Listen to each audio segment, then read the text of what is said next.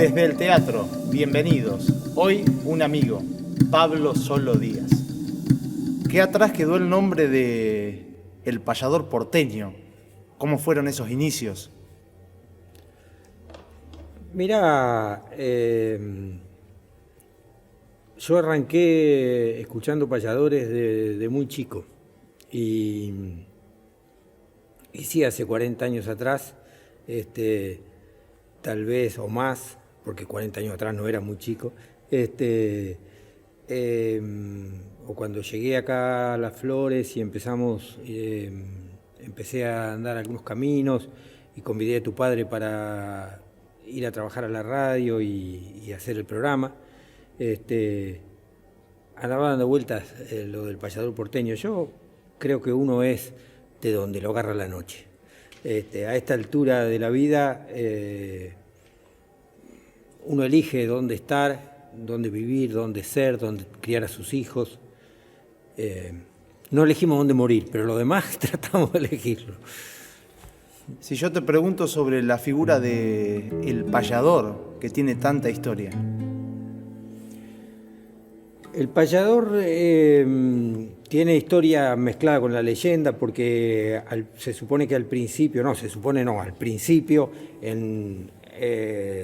muchos gauchos tocaban la guitarra, improvisaban, acompañaron a San Martín, a Artigas, a O'Higgins, a Belgrano, a Lavalle, a las campañas de Rosas, las luchas por la independencia y Bartolomé Hidalgo. Cualquier gaucho de ellos improvisaba un verso, cantaba un cielito, una cifra, una milonga después. Pero llega a fin del siglo XIX y es Gabino Ezeiza, un porteño, un payador porteño. San Telmo, ¿no? San Telmo, exactamente, nieto de esclavos, afroamericano, Gabino. Él hace del payador un artista profesional y ahí hay un cambio. Ahí ya no es un gaucho aficionado, sino que es un artista que trabaja, vive, recorre el país y los países aledaños con su arte. Ese es el gran cambio del payador. Curiosamente, fíjate, mucha gente supone que Gabino Ezeiza y José Bettinotti eran los últimos payadores, porque hubo un cineasta y un poeta y un actor, Hugo del Carril, hizo del personaje de José Bettinotti. El último payador. El último payador, exactamente. La película El último payador, con guión de Homero Manzi, habla de Gabino Ezeiza y José Bettinotti, que no fueron los últimos, fueron los primeros.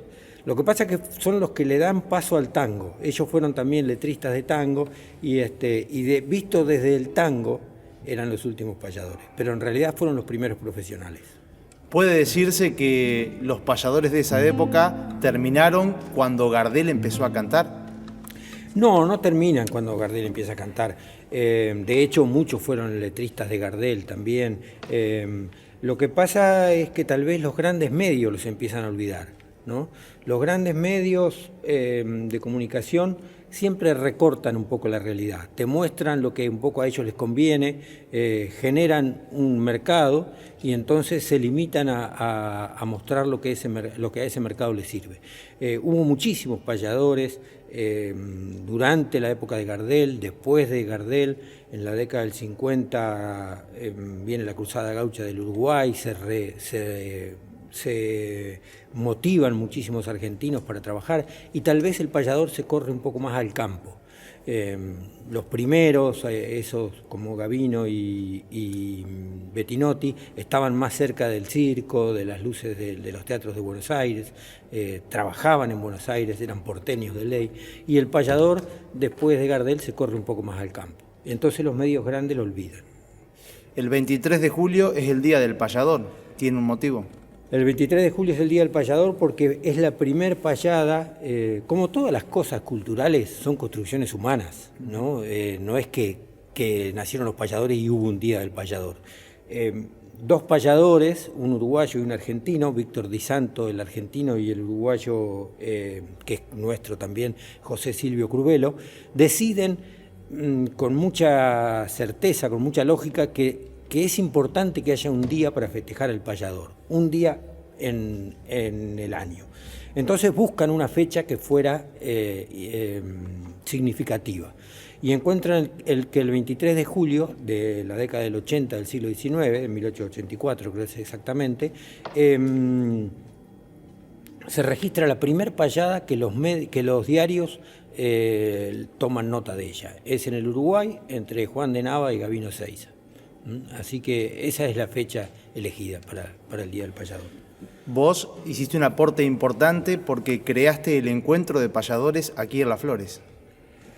Sí, enseguida nomás que se creó fue en este mismo escenario. En este escenario improvisamos con Carlos López Terra, lo recuerdo bien. Ese encuentro, entre otros, lo presentó tu padre, porque estuvieron toda la gente, los que tenían programas de radio en ese momento, entre ellos Flavio Pérez y Fernando Calles. Rulo Patronelli también estuvo aquí. Y bueno, entre los que ya no están, que pasaron por este escenario, Aldo Crubelier, que falleció hace muy poco, Víctor Di Santo, Carlos Molina, Gabino Sosa, Rodolfo Lemble, Walter Mosegui, fíjate cuántos, ¿no?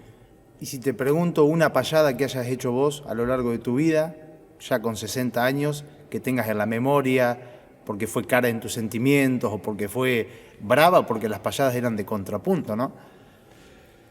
Mirá, yo tengo muchas payadas que quiero mucho y que recuerdo mucho con Juan Ramón Aristegui, porque anduvimos muchos caminos. Anduvimos en espacios grandes y en bolichitos donde había 2, 3 personas. Así que, sin ningún lugar a dudas, improvisar con Ramón siempre es una alegría muy grande. Y después, con Curvelo recorrí Chile en la década del 90, y después de esos viajes tuve la suerte de ir al Prado de Montevideo, y al segundo año que fui al Prado hice una payada por decisión de él, supongo, porque ahí te decían, bueno, usted va tal día con tal persona. Y supongo yo que Molina decidió que improvisaba conmigo porque tenía la suficiente importancia para decidir eso, y yo era muy nuevo, esto fue en el 90 y algo, y así que improvisé con Molina en el Prado. Tengo una fotito de esas de papel de ese tiempo que es bastante chiquita, que no dice mucho, pero sí tengo el recuerdo de haber improvisado con Carlos Molina, que está considerado uno de los más grandes payadores de la historia en el Prado de Montevideo. Pablo Díaz, el poeta, un libro, La lengua al viento, muchas poesías, muchas historias vividas que nadie te las contó, sos auténtico, y aquí en la mesa tenemos una pavita de lata que tiene una historia verdadera y de nosotros. Vos sabés que te voy a decir algo con respecto a cuando uno escribe. Es difícil escribir y lo pensé también en el libro. La lengua del viento tiene al final todas 2 páginas de una lista de compañeros con los que yo me crucé. Nombrar gente es muy difícil y generalmente se le saca el cuerpo, porque cuando vos nombrás a alguien te olvidás de alguien también, siempre te olvidás de alguien, porque uno ha cruzado mucha gente y siempre alguno queda y alguno viene y te dice, yo estaba también ahí y usted no me nombró. Pero bueno, a mí me parece importante nombrar, porque cuando uno nombra aquellos que hicieron la historia, pero la historia no los registra, ¿no? Por ejemplo, vos hablabas de la pava.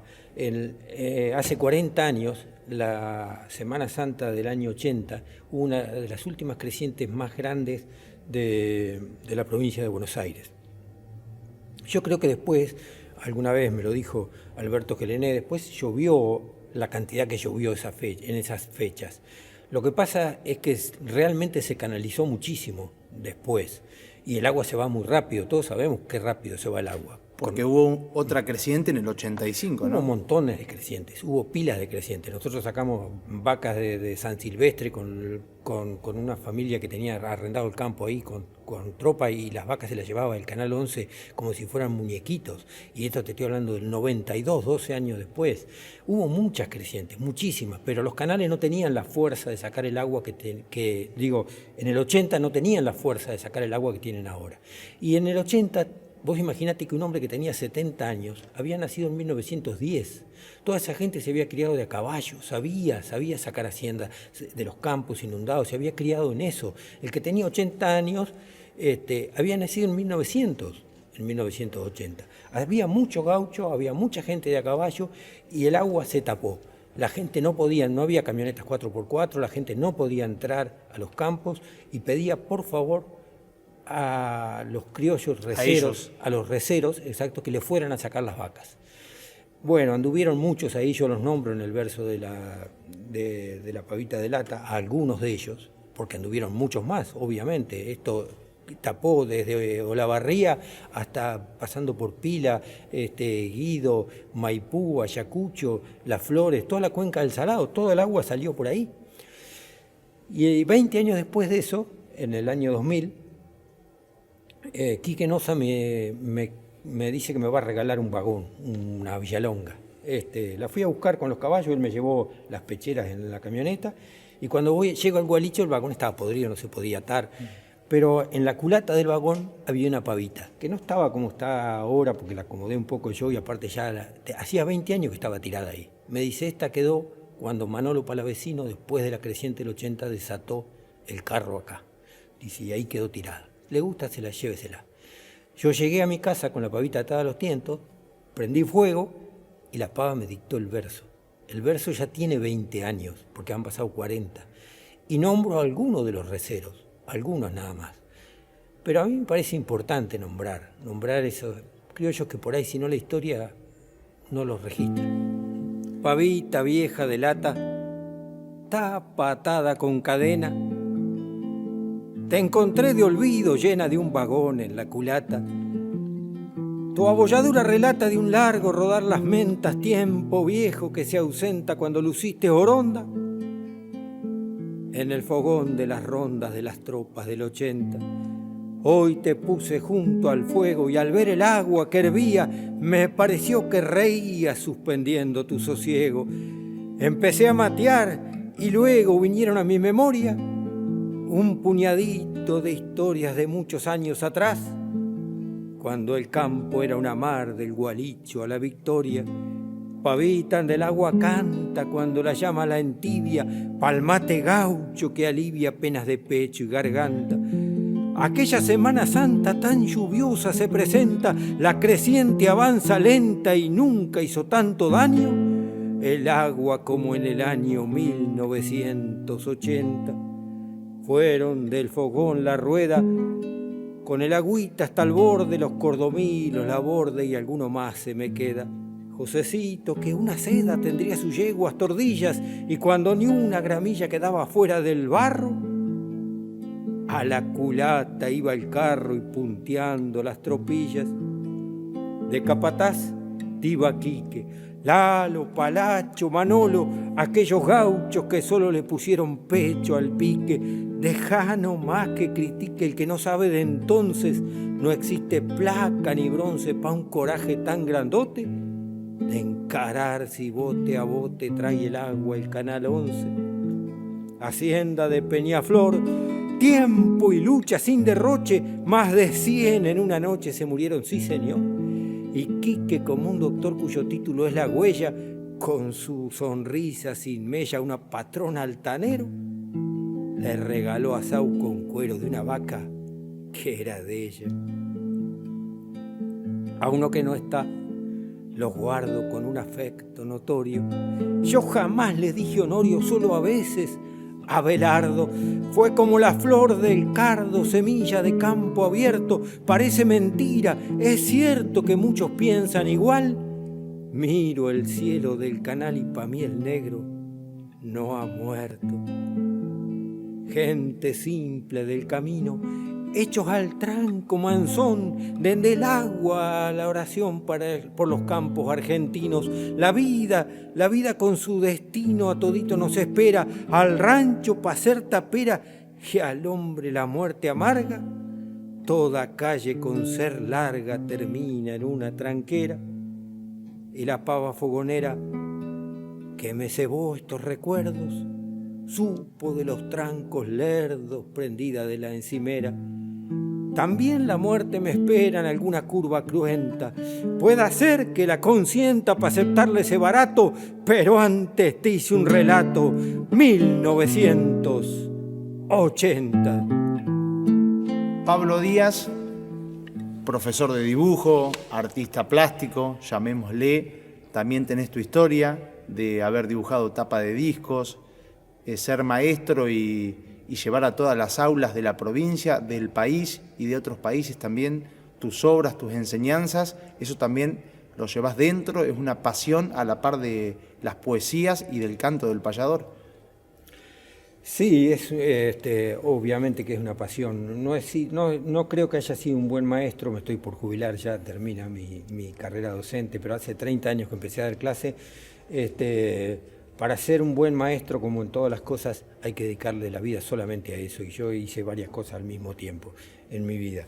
He conocido muy buenas maestras, muy buenas directoras.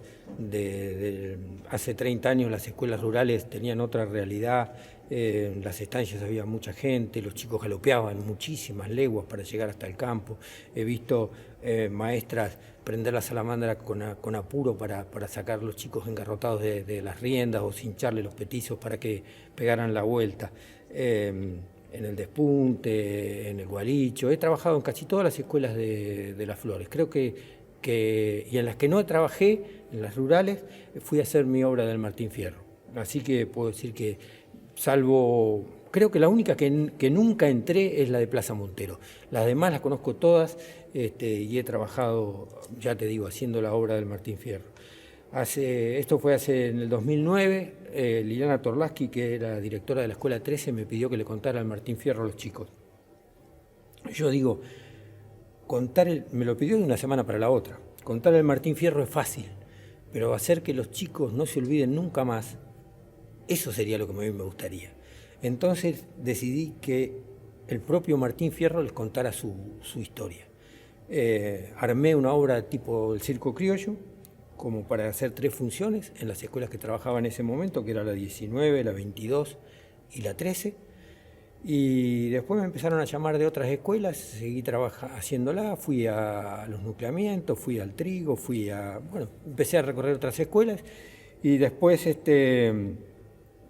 Lucila Bodoán, que era la directora de Cultura en ese momento, me pidió que le dijera cuánto salía la obra, porque me quería contratar para hacer el cierre de adultos mayores, y después fuimos a la Feria del Libro de Buenos Aires.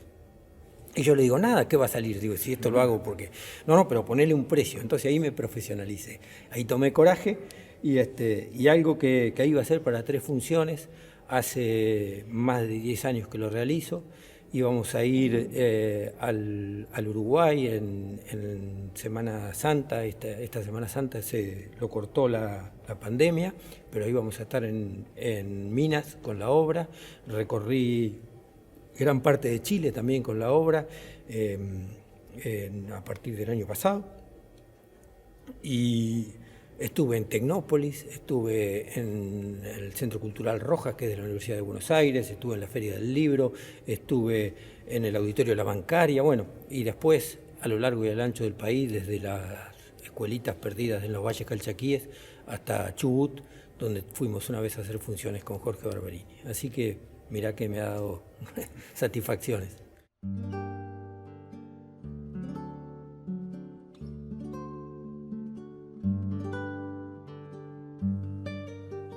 Hoy vamos a ver gurises para después dibujarlo con lápiz y con papel. ¿Qué fue el 1 de mayo? Una fecha legendaria cuando se habla del trabajo y de les trabajadores, los derechos consagrados. Les es lenguaje inclusivo, y si de inclusiones hablo, a los hombres y mujeres muchas veces les pagaron por una misma tarea muy diferente salario, siempre más a los varones, algo injusto y muy dramático. ¿Te gustan las vacaciones? ¿A vos te gusta el horario en que regresan a casa los grandes de su trabajo? ¿O te gusta los domingos ir al pueblo o ir al campo? Pues para los grandes de casa el domingo es de descanso. Tal vez tengas un abuelo el que ya se ha jubilado. Todo eso se logró en este mundo peleando. Es triste, pero es así. Peleando por el horario, peleando por los derechos de todos en el trabajo, se armó una huelga gigante en la ciudad de Chicago en 1886. 8 horas era el reclamo. 8 horas para dormir, 8 más en el trabajo y 8 más para la casa, la familia y el descanso. Hoy esto parece simple, hoy esto parece claro, pero les costó la vida a tantas en esos años en que la industria crecía y los gremios solidarios empezaban de a poquito a sumar asalariados y a exigirle sus derechos al patrón como al Estado. En el siglo XIX, en la cosecha, en los campos, a veces era muy triste el trabajo del esclavo. Personas que no eran libres pertenecían a un amo como si fuesen gallinas, como si fuesen caballos. Se logró su libertad, pero se logró peleando. En fin, la gente de a poco fue sumando muchos cambios y sigue cambiando ahora cuando a veces nos plantamos diciendo no puede ser esto que hoy está pasando para reclamar por todas y todos nuestro reclamo. Porque un país está bien cuando es justo en su trabajo, cuando podemos tener educación y descanso, salud, justicia, además de un techo donde habitarnos, donde ningún niño tenga que olvidar que está estudiando, porque la infancia no debe ser entregada al trabajo. Esa es la historia, gurises. Los mártires de Chicago dijeron que hacían historia y en la historia se quedaron. Se recuerdan en el mundo cada 1 de mayo. Para hacer esta tarea, podés dibujar trabajos que vos veas, que conozcas, también el menos pensado, como ir poniendo la mesa, como ir lavando los platos, como barrer la cocina, como tantas, como tantos que lo hacemos diariamente en cada casa y a diario. Porque a veces nos dormimos con un trabajo soñando con ser artistas, deportistas o solo algo que nos divierta y nos dé ganas de ir a ese trabajo que haremos cuando al ser grandes cumplamos con un horario. Bueno, ya se va el maestro en su moto de a caballo, este profesor barbudo que también está trabajando en su casa, en cuarentena, con ustedes conectados por este WhatsApp viajero que parte desde mi rancho para llegar a la tuya, donde con mi voz te abrazo.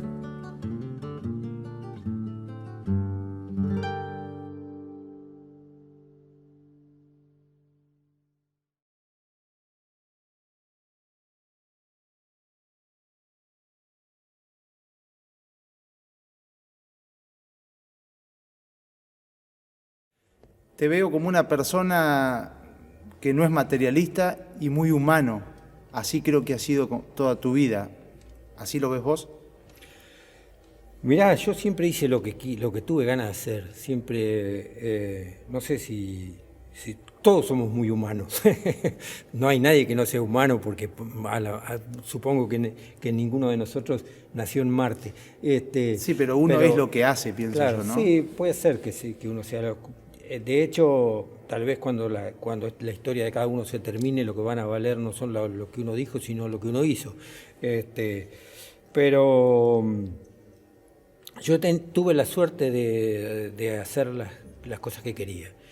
Me arrimé a los payadores siendo de 13, 14 años, lo conocí a Saúl Buenchul, a Curvelo, trabajé después con ellos, recorrí el país haciendo lo que me gusta, recorrí países limítrofes haciendo lo que me gusta, pude hacer varias cosas al mismo tiempo, lo cual no es fácil, porque viste es como el que hace malabarismos en el semáforo, donde se distrae se le cae una naranja.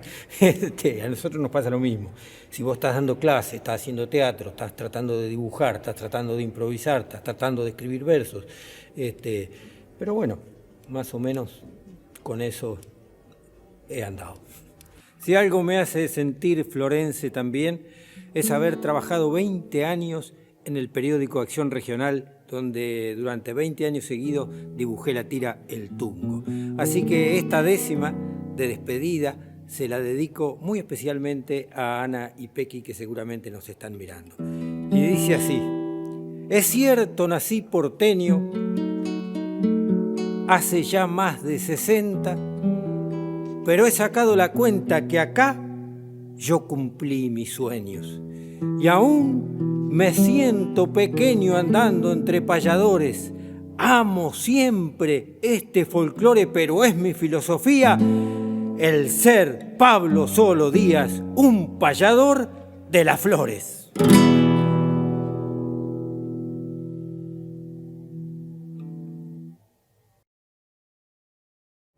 ¿Algo que quedó pendiente o has hecho todo lo que has querido? No, pendiente sí hay un montón de cosas. Yo tengo muchas ganas de trabajar, tengo ganas de jubilarme para tener más tiempo para trabajar. Tengo muchas ganas de pintar, tengo muchas ganas de caminar, tengo muchas ganas de contar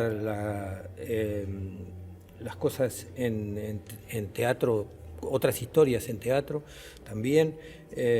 Y además tengo muchas ganas de escribir también, pero no sé, ya habrá tiempo para todo. Después uno... te cuento, una de las cosas que sí te diría es que cuando yo empecé, y tal vez lo que me enseñó a andar, fue tu oficio. Yo empecé siendo en la animación de jineteadas. Y la animación o el relato de jineteadas me enseñó a andar en el camino, a encontrar amigos, a saber que abrirse puertas es que la gente te quiera, te sepa que uno lo que habla es, ¿no? Y eso te abre puertas. Empecé hace muchos años, cuando vos eras muy chiquitito, y agradezco haber hecho eso, agradezco ese oficio, me dio muchas satisfacciones. Este libro, titulado La lengua del viento, recopila 30 años de escritos en el camino, desde el 87 hasta el 2017. El último capítulo lleva como título Las flores, y habla justamente de nuestro pueblo. Este verso que les voy a leer, con la guitarra de Nahuel, de acompañamiento, es a mi pueblo y a mis hijos. Y dice de esta manera: a la vida hay algo que siempre agradezco. Todo navegante necesita un puerto. Elegí la tierra, partí campo adentro. Nacieron mis hijos junto con mis versos. Crecieron conmigo, crecimos con ellos, campaña y suburbio. Es chico este pueblo, mirado de lejos, un punto en el tiempo. Sabe de la gente mezclada en su seno, les dio bicicletas, cardal y potrero, la cancha de fútbol, la pileta, un vuelto, la barra de amigos, esquina, entrevero, el patio de tierra y el ciber del centro. Te dejo mis hijos, las flores, si me muero. Hijos, yo tan solo les dejo mi pueblo. Tal vez como muchos, pero este es el nuestro. Le lleva la infancia, les deja recuerdos. La infancia es un poncho, la infancia es el cielo que abriga la vida cuando uno echa el resto. Nosotros y ustedes soñamos un pueblo, les sobran ciudades si quieren sin miedo, búsquenlas y encaren que antes ellas fueron unas pocas casas, pueblitos pequeños.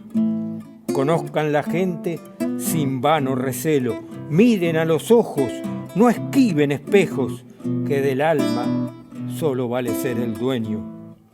Está la vocación. Para roer ese hueso necesitan dientes del perro más perro. Háganle honor, hijos, sean hombres enteros, gocen del instante de vida soberbio, tiren pa' delante, jueguen este juego de encontrarse y ser espíritus plenos. Hijos, yo tan solo les dejo mi pueblo, si se van lo nombran, ya lo dijo un genio, pintarán el mundo si pintan su pueblo. Él somos nosotros, nunca olviden eso. Gracias, Nahuel.